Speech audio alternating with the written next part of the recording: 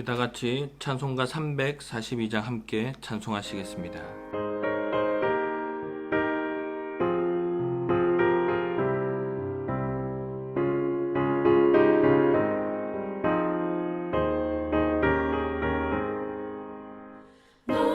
시험을 당해 죄 짓지 말고 너 용기를 다해 못 물리치라. 너 시험을 이겨 새 힘을 얻고 주 예수를 믿어 늘 승리하라. 우리 구주의 힘과 그의 위로를 빌라. 주님 내 편에 서서 항상 도우시리. 내 친구를 삼가 잘 선택하고 너를 삼가 늘 조심하라. 너 열심을 다해 늘 충성하고 온 정성을 다해 주 봉사하라. 우리 구주의 힘과 그의 위로를 빌라. 주님 내 편에 서서 항상 도우시리.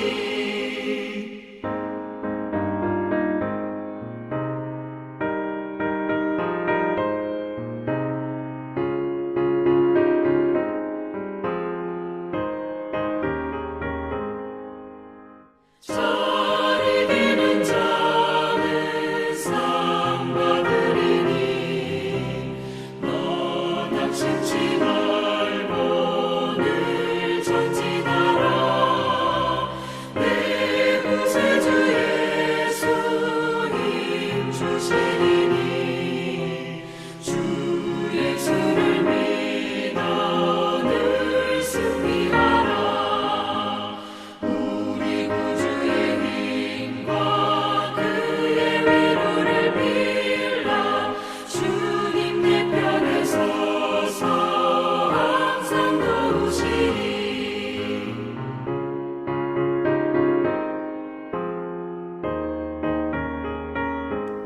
오늘 보실 하나님의 말씀은 고린도전서 10장 1절에서 13절까지 말씀인데 제가 봉독해 드리겠습니다. 형제들아, 나는 너희가 알지 못하기를 원하지 아니하노니 우리 조상들이 다 구름 아래에 있고 바다 가운데로 지나며 모세에게 속하여 다 구름과 바다에서 세례를 받고 다 같은 신령한 음식을 먹으며 다 같은 신령한 음료를 마셨으니 이는 그들을 따르는 신령한 반석으로부터 마셨음에 그 반석은 곧 그리스도시라. 그러나 그들의 다수를 하나님이 기뻐하지 아니하셨으므로 그들이 광야에서 멸망을 받았느니라.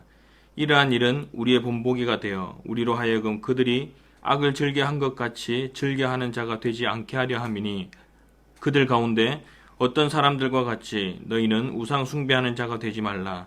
기록된 바 백성이 앉아서 먹고 마시며 일어나서 뛰논다 함과 같으니라. 그들 중에 어떤 사람들이 음행하다가 하루에 23,000명이 죽었나니 우리는 그들과 같이 음행하지 말자. 그들 가운데 어떤 사람들이 주를 시험하다가 뱀에게 멸망하였나니 우리는 그들과 같이 시험하지 말자.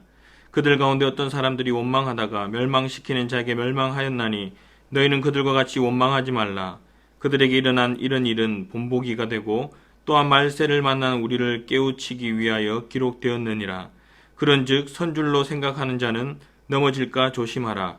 사람이 감당할 시험 밖에는 너희가 당한 것이 없나니 오직 하나님은 미쁘사 너희가 감당하지 못할 시험 당함을 허락하지 아니하시고 시험 당할 즈음에 또한 피할 길을 내사 너희로 능히 감당하게 하시느니라.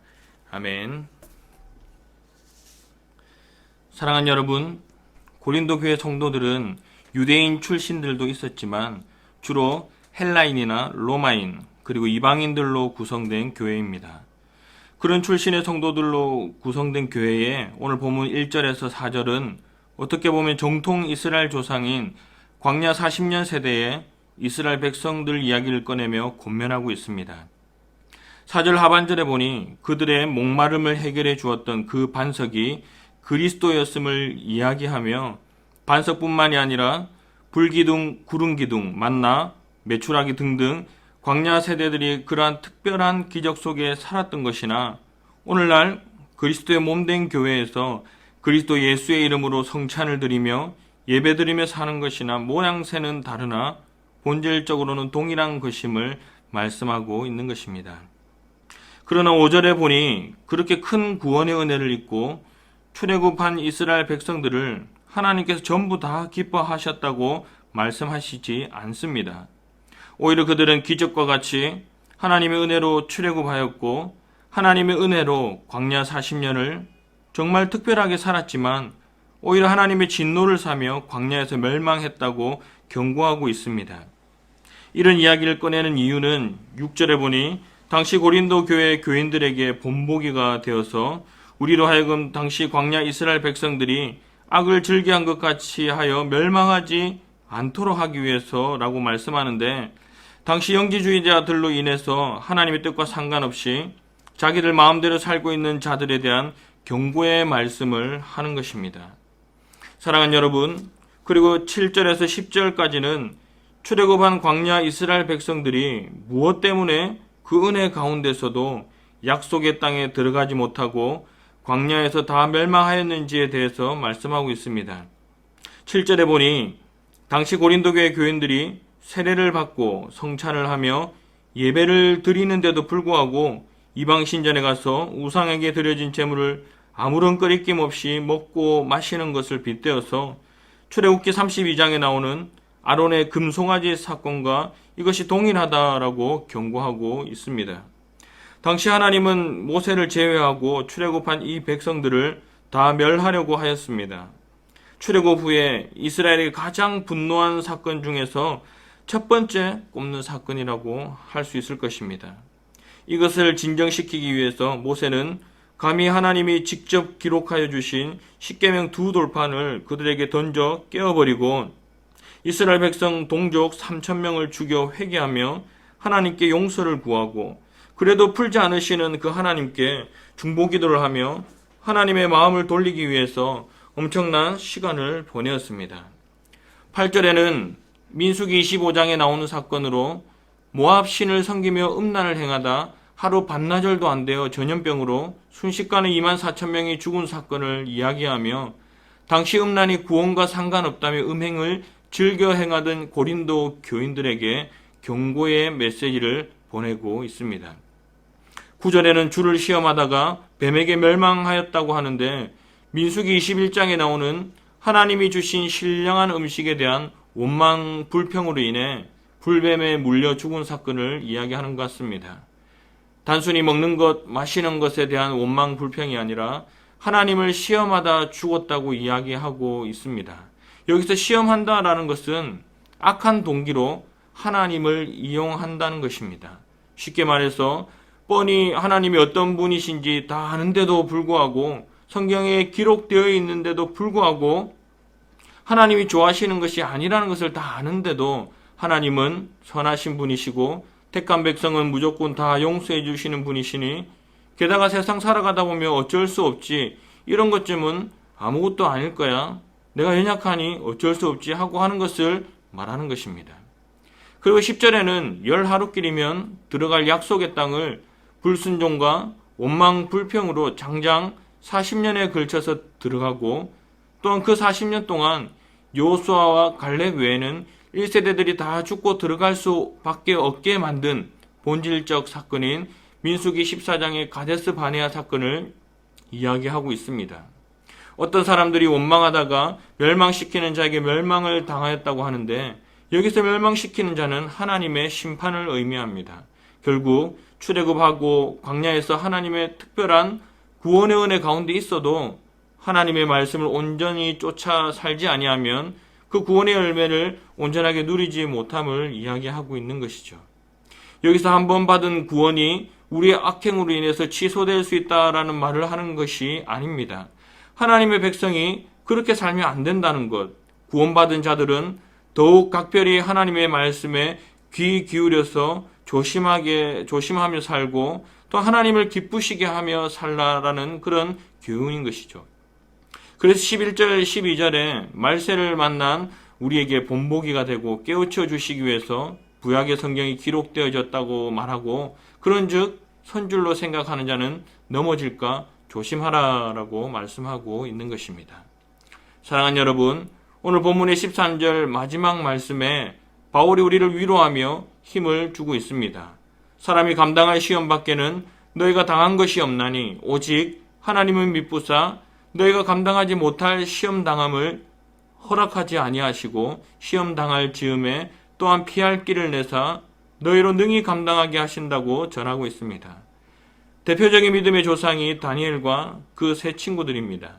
이방 왕이 내린 음식을 먹지 않았습니다. 먹어도 되지만 그거 먹는다고 하나님이 진노하시는 것은 아니었지만 그들은 목숨을 내어놓고 먹지 않았습니다. 이방 땅에서 살기 위해서 어쩔 수 없이 다 하는 이방 신상에 절하지 않았습니다.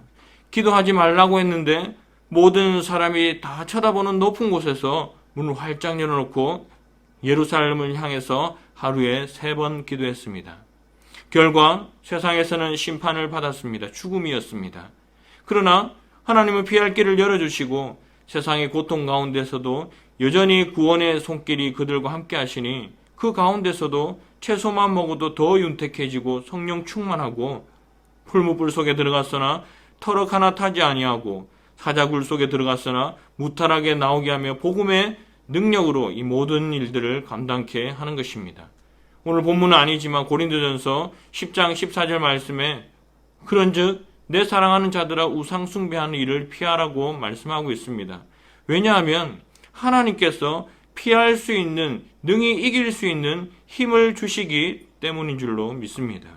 우상 숭배가 여러분 다른 것이 아닙니다. 하나님의 말씀과는 상관없이 내 육신의 정욕, 욕심대로 세상과 타협하며 살아가는 나의 삶이 우상 숭배인 것이죠. 사랑하는 여러분, 말씀을 정리하겠습니다. 오늘날 세상 속에서 그리스도인이 그 정체성을 잘 지키며 살아가기가 얼마나 어렵고 힘든 세상입니까?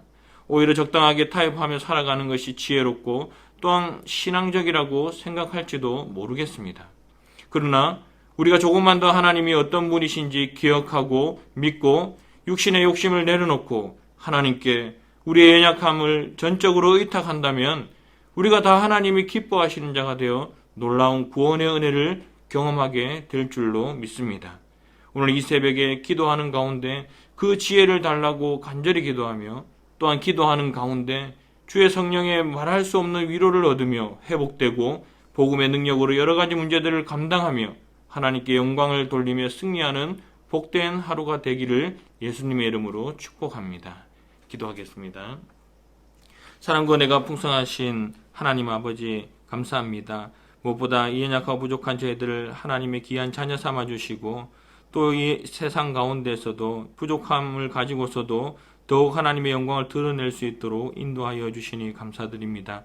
우리의 모든 것을 하나님께 다 내어놓고 맡기고 복음의 능력으로 예수 그리스도 그 이름으로 승리하며 살아갈 수 있도록 도와주시옵소서.